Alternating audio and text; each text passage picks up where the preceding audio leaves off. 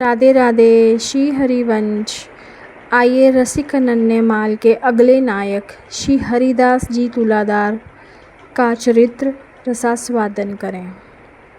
हरिदास जी तुलादार को रसोपासना की दीक्षा गोस्वामी श्री हरिवंश जी से प्राप्त हुई थी। गुरु को गोविंद से भी बढ़कर मानते हुए ये अपने गुरुवर श्री हित जी महाराज की सेवा में सतत संलग्न रहा करते थे। गुरुवर की अहेतु की कृपा रूपी प्रसाद से इन्होंने अपनी प्रीति श्री राधा वल्लभ लाल जी से स्थापित कर ली थी। वृंदावन में अनादि अनंत काल से नित्य विहार परायण अद्वय युगल श्री श्यामा श्याम के रसमय भजन में इनका मन ऐसा अटक गया था कि ये उनके नित्य संपन्न होने वाले रास विलास के अनन्य उपासक बन गए थे।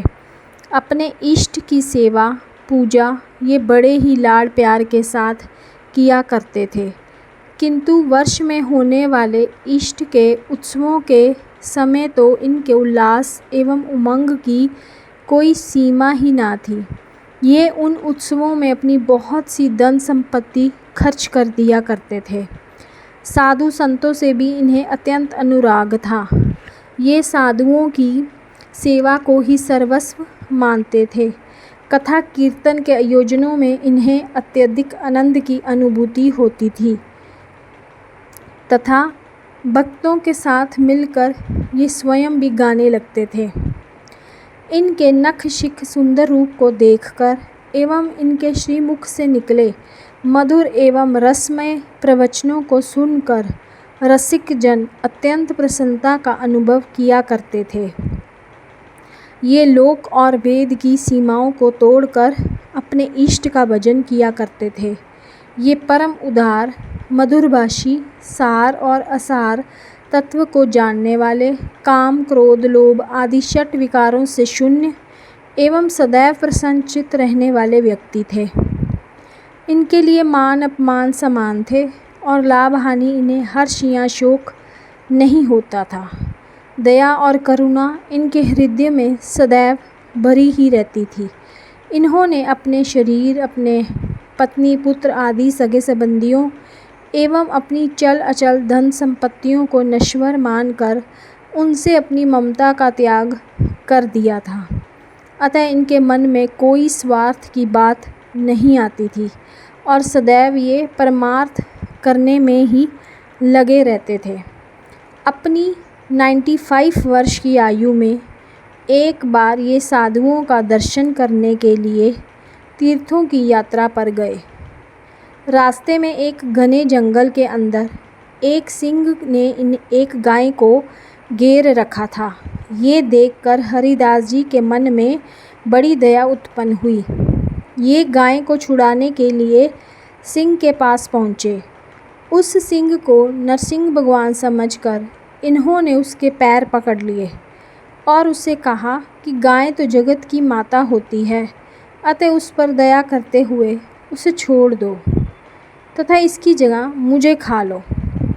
सिंह बोला कि ईश्वर ने मुझे भूखा जानकर इसे मेरे पास भेजा है, अतः मैं ना तो इसे छोड़ूंगा और ना ही तुम्हें खाऊंगा, क्योंकि तुम्हारी देह तो बहुत बूढ़ी हो चुकी है, इससे मेरी उदरपूर्ति नहीं होगी।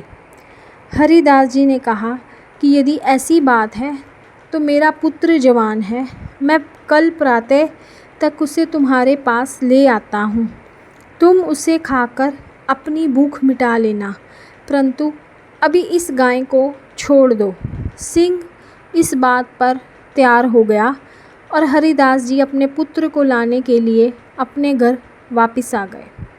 पिता की बात सुनकर पुत्र बहुत हर्षित हुआ और कहने लगा कि ये तो आपने बहुत ही अच्छा किया, क्योंकि इस नाशवान शरीर को परोपकार में लगाकर आपने मेरे जन्म को सफल बना दिया है।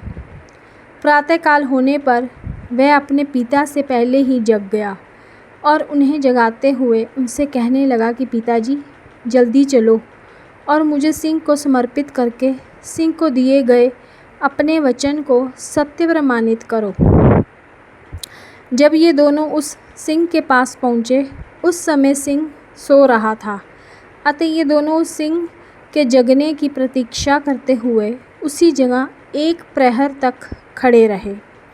जगने पर जब सिंह ने पिता पुत्र को आया हुआ देखा तो उसने उन्हें डर कर भाग जाने के उद्देश्य से बहुत ज़ोर से गर्जना की, किंतु ये दोनों अत्यंत शूरवीर की भांति धैर्य के साथ वहीं खड़े रहे, क्योंकि इनके मन में मृत्यु का तनिक भी भय नहीं था। सिंह बार बार भयंकर गर्जना कर इन्हें डराने का प्रयास कर रहा था, किंतु ये दोनों अत्यंत शांत और निडर बने रहे, क्योंकि ये सिंह में प्रभु के प्रत्यक्ष दर्शन कर रहे थे। अंत में सिंह के रूप में स्थित श्री हरि प्रसन्न हो गए और उन्होंने वैकुंठवासी चतुर्भुज रूप में हरिदास जी को दर्शन दिए, किंतु ये तो 2 भुजाओं वाले श्री वृंदावन चंद्र के उपासक थे और इनको वही रूप अच्छा लगता था।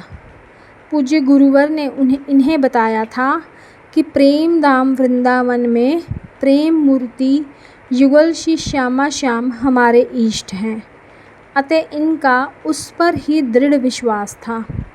इनकी अनन्य निष्ठा को देखकर श्री हरि युगल रूप में ही इनके सामने प्रकट हो गए और तब ये दौड़कर उनके चरणों में गिर पड़े। इनके नेत्रों से आनंद के आंसू बह निकले और युगलवर के मुख चंद्रों का एक टक दृष्टि से दर्शन करने लगे।